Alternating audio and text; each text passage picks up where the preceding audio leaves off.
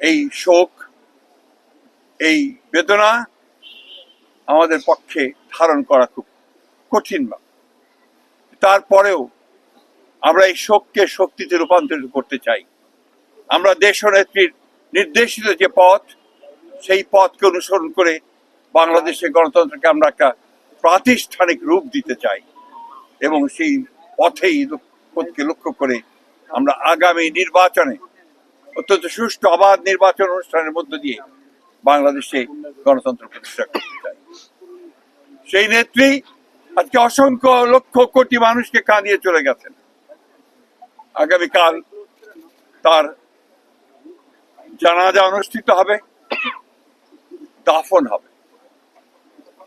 জানাজার জন্য আমরা স্থায়ী কমিটি সিদ্ধান্ত নিয়েছি যে আগামীকাল দুপুর 2টায় পার্লামেন্ট ভবনের দক্ষিণ প্লাজায় যে মাঠ এবং বাণিজ্য অ্যাভিনিউ, এই পুরো অংশ জুড়ে আমাদের নেত্রীর জানাজা অনুষ্ঠিত হবে। এই জানাজা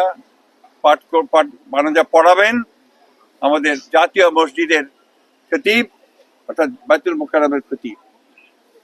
আর এই জানাজায় যে সঞ্চালন করবেন, পুরো বিষয়টাকে যিনি সঞ্চালন করবেন, তিনি হচ্ছে আমাদের জাতীয় স্থায়ী কমিটির সদস্য জনাব নজরুল ইসলাম খান।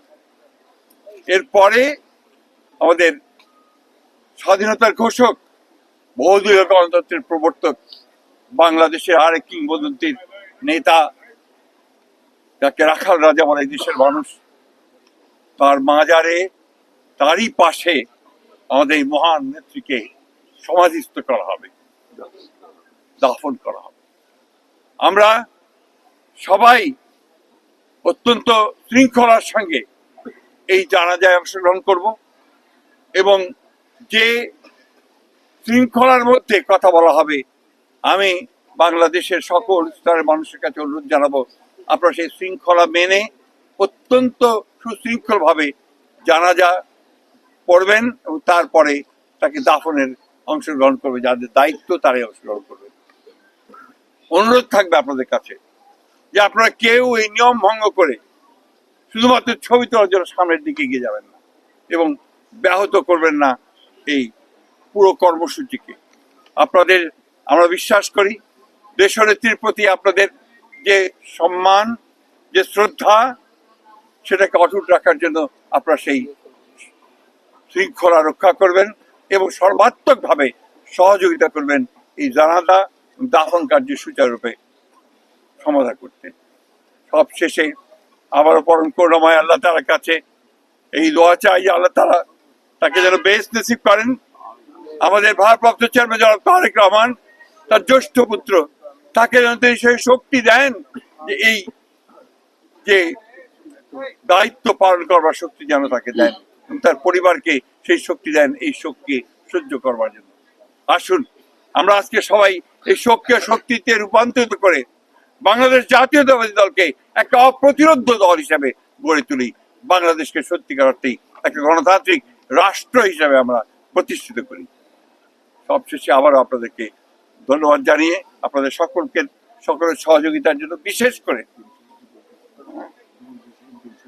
এবং আপনারা জানেন যে ইতিমধ্যেই সরকারের তরফ থেকে 3 দিন শোক দিবস ঘোষণা করা হয়েছে, আগামীকাল ছুটি ঘোষণা করা হয়েছে এবং আপনারা ইতিমধ্যে জানেন যে প্রধান উপদেষ্টা তিনি বাণী দিয়ে